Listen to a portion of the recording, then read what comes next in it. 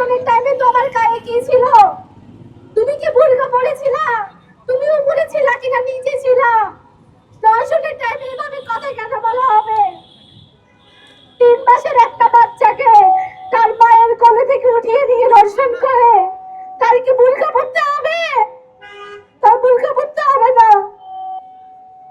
আজকে আমাদের নিরাপত্তা কোথায়?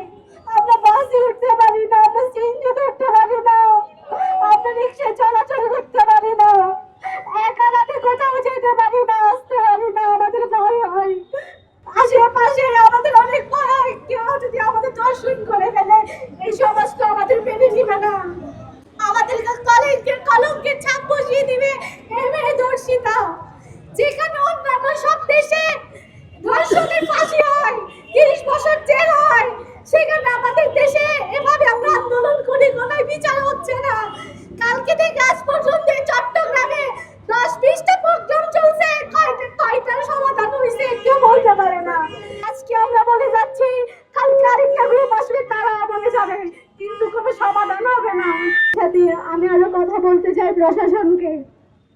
আপনারা দেশ সংস্কার করছেন, আপনারা দেশ সংস্কার করছেন, পুরুষ সংস্কার করছেন, আপনারা পদে পদে পুরুষ বসিয়ে দিয়েছেন আপনারা। আমাদের নারীদের অধিকার কোথায়?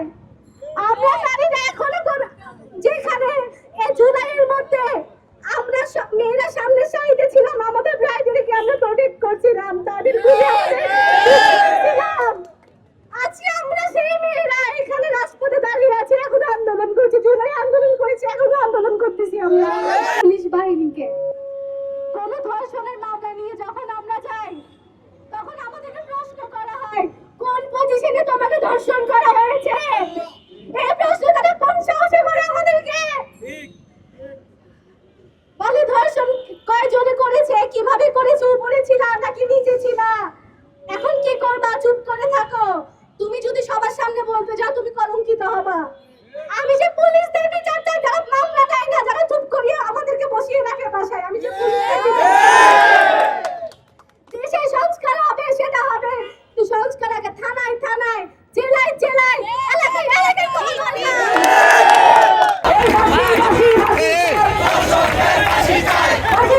ফাঁসি চাই।